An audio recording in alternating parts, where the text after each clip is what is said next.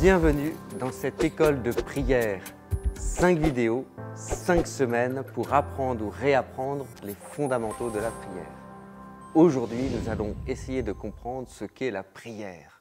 Une petite histoire pour commencer. Un vieux moine à qui un jeune moine demanda des conseils sur la prière parce qu'il se trouvait en difficulté, lui répondit « La prière, c'est le combat de toute une vie. Nous n'avons jamais fini d'apprendre. » Et le sujet de notre école de prière, c'est donc d'apprendre à prier, mais c'est un apprentissage de toute une vie. Un jour, quand j'étais au séminaire, le supérieur a fait un petit mot sur la prière et a commencé son introduction d'une manière savoureuse. La prière n'est pas obligatoire, la prière n'est pas facultative, elle est vitale. Elle n'est ni obligatoire, ni facultative, il ne s'agit pas de cela. Il s'agit de notre âme, elle est vitale. Et cette importance vitale, Benoît XVI nous le rappelle en disant que la prière, c'est la respiration de l'âme. Si nous avons besoin d'air pour pouvoir respirer, eh bien il nous faut prier pour tout simplement pouvoir respirer avec notre âme. En fait, ce qu'il nous faut regarder, ce qui est important, c'est que par la prière, nous avons accès à la vie de Dieu. Ainsi, nous sommes invités à regarder devant, à regarder le but. Mais, il faut bien le dire, au début, notre prière, c'est surtout de l'ennui. Nous ne savons pas quoi dire, nous ne savons pas quoi faire. Et nous avons l'impression d'être tantôt centrés sur nous-mêmes, tantôt de perdre notre temps. Ou alors la prière ressemble plutôt à 1000 pensées, 1000 distractions qui nous traversent. Notre tête est pleine de pensées qui ne sont souvent ni pieuses, ni vraiment utiles.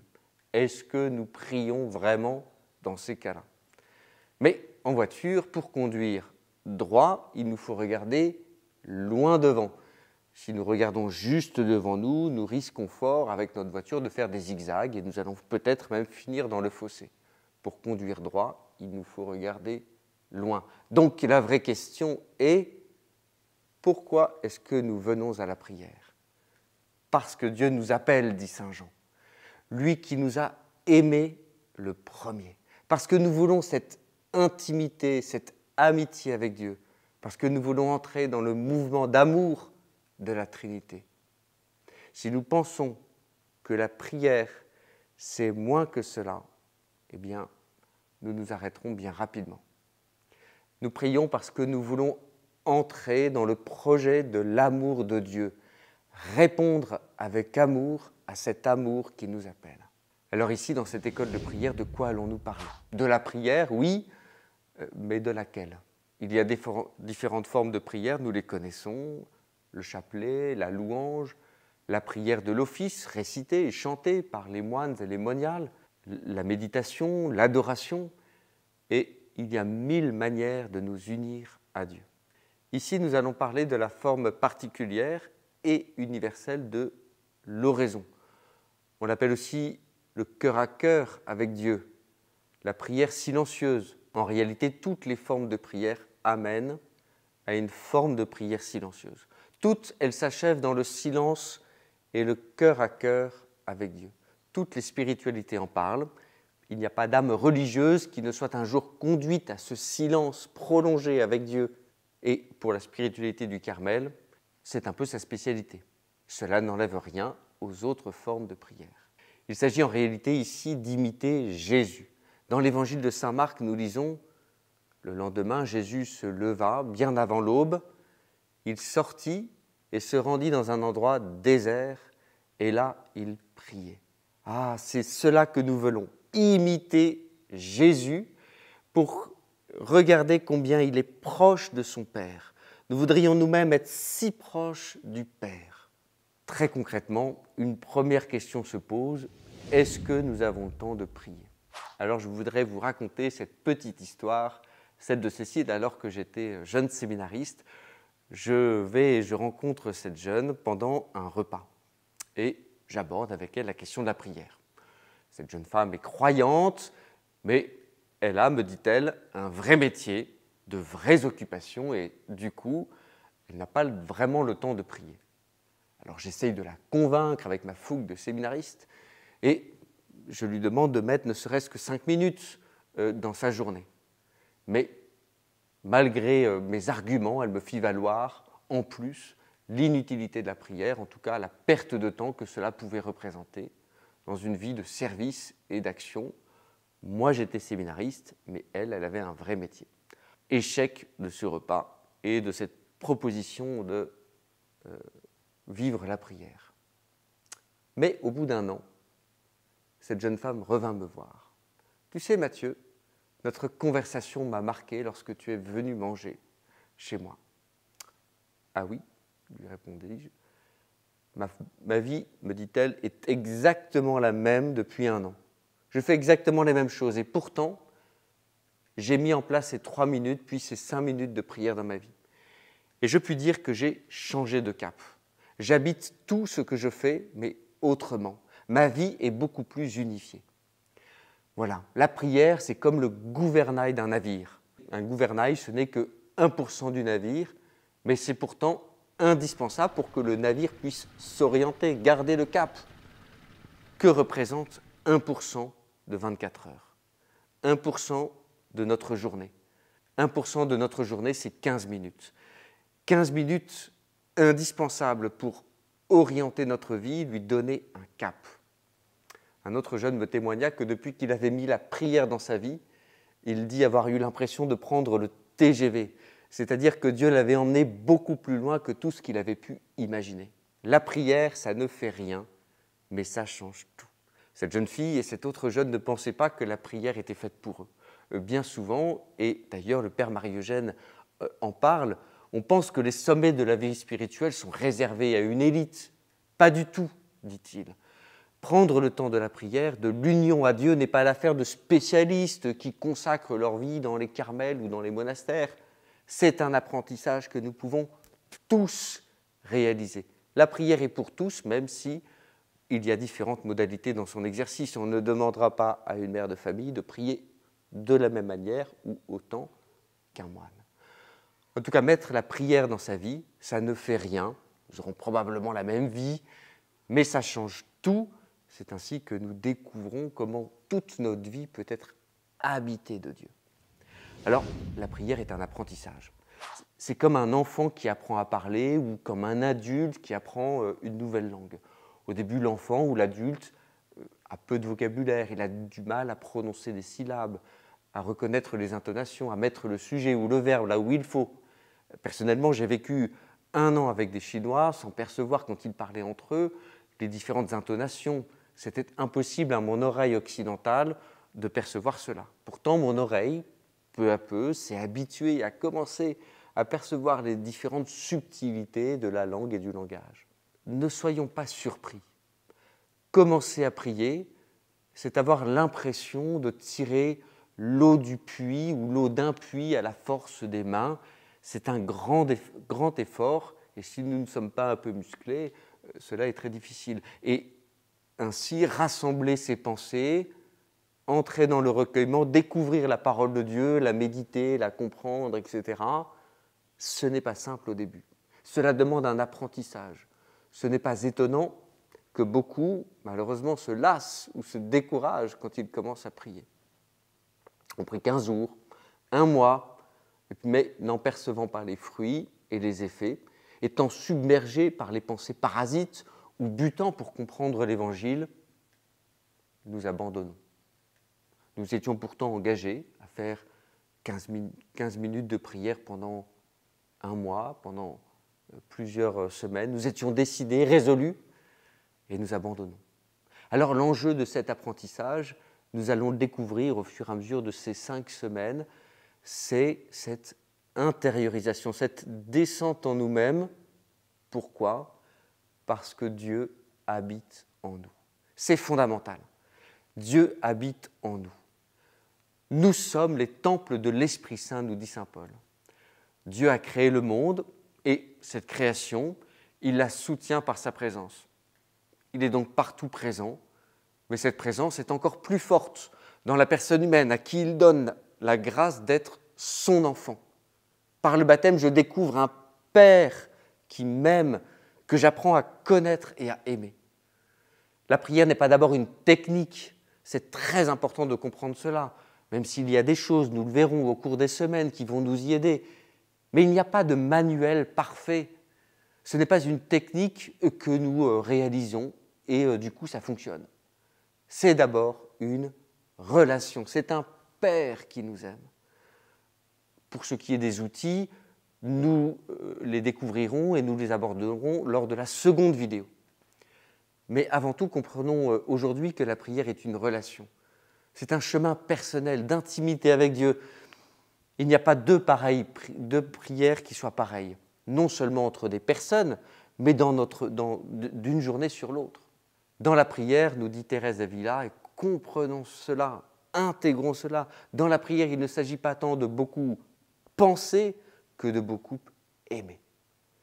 D'ailleurs, cette même Thérèse d'Avila nous laisse une autre définition de la prière que je vais commenter. L'oraison n'est rien d'autre, à mon avis, qu'un échange d'amitié où l'on s'entretient souvent seul à seul avec celui dont nous savons qu'il nous aime. J'ai reçu ce témoignage d'une personne à la fin d'une école de prière.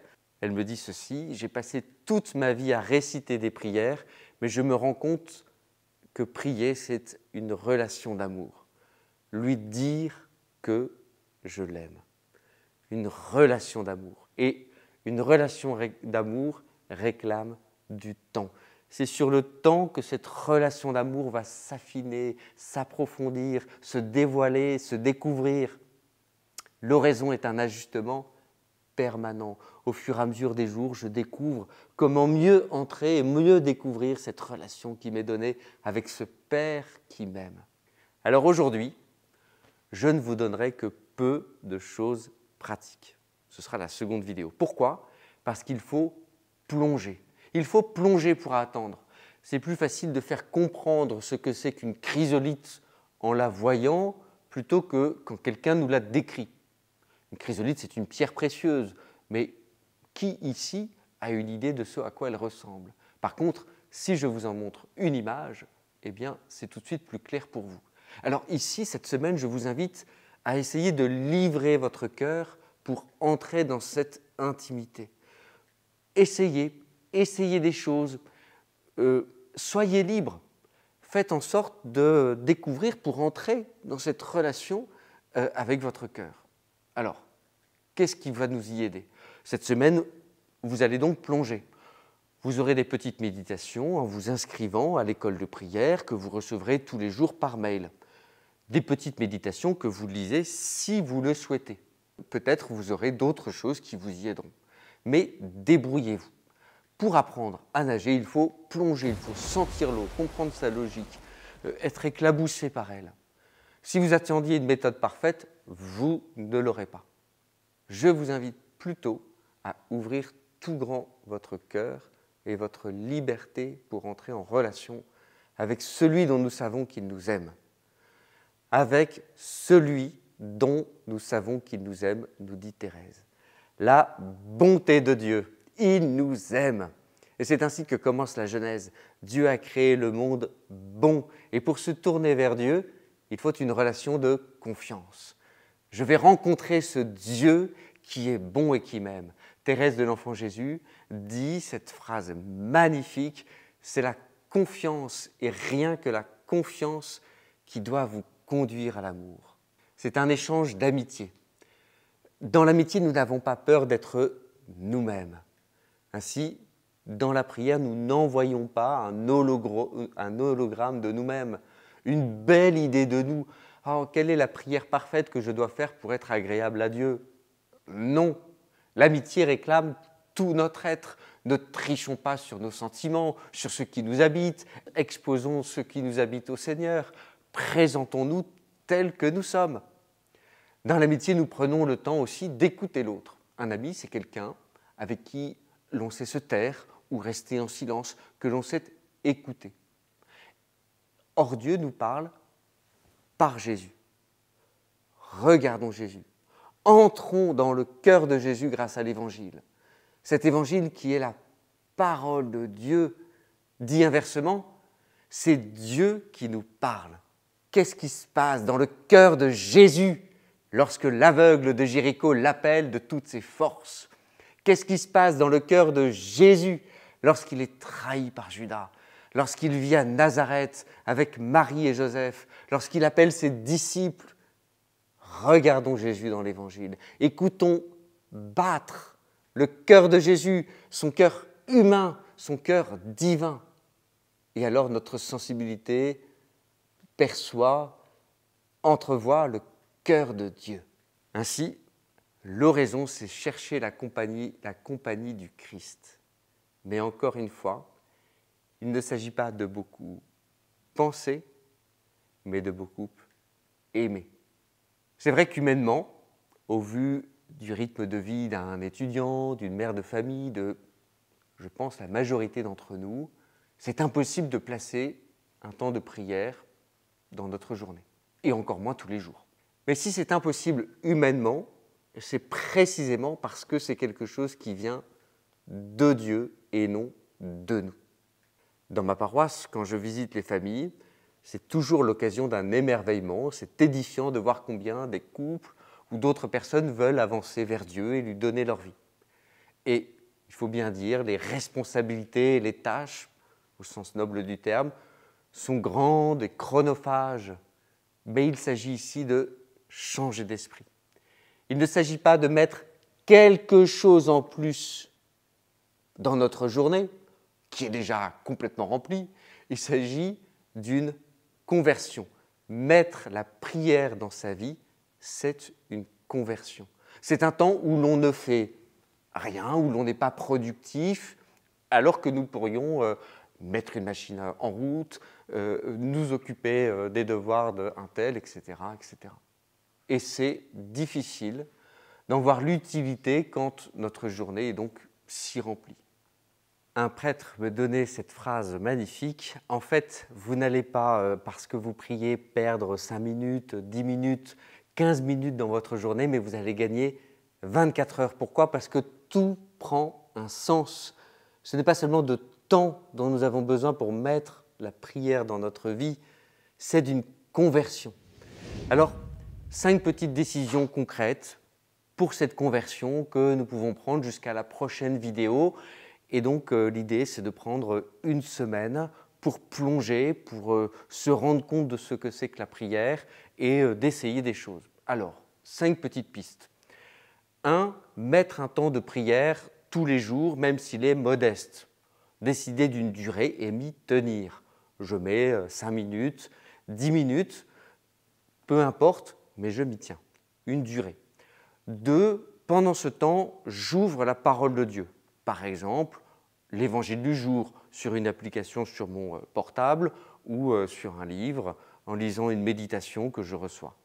Tous les jours, nous vous enverrons une méditation si vous êtes inscrit à cette école de prière. Tous les jours, vous pouvez lire cette parole de Dieu ou vous mettre à l'écoute de cette méditation. 3. Dans ce temps de prière, mettre un temps de silence. Cela veut dire que nous n'hésitons pas au cours de ce temps de prière à essayer des choses. Mettre un chant de louange, à marcher si nous avons besoin de nous détendre, à lire un peu même pour nous concentrer. En tout cas, des moyens qui m'aident à me mettre en présence de Dieu. Soyez libres, soyez vous-même, mais essayons de prendre dans ce temps un temps de silence qui, même s'il est modeste au début, pourra grandir avec le temps. 4e chose, choisir un lieu où je suis bien et où je suis tranquille. Passons du temps et prenons du temps pour bien identifier ce lieu. Enfin, déterminer l'heure dans ma journée. La meilleure méthode, c'est de le mettre le matin, dès le début. Au moins c'est fait, mais peut-être prenons-nous la veille au soir, notre agenda, et nous déterminons le moment où nous le mettons. Nous verrons bien tous les outils pratiques que nous pouvons mettre en œuvre dans la prochaine vidéo. Alors je vous laisse avec 3 choses, 3 questions sur lesquelles vous pouvez réfléchir à plusieurs ou vous pouvez prendre un petit carnet et essayer de noter pour avancer dans votre démarche de prière. Et vous pouvez aussi noter au fur et à mesure de la semaine des choses qui passent et des questions que vous avez. Première chose, c'est qu'est-ce qui m'aide à prier ? Qu'est-ce qui m'aide à prier ?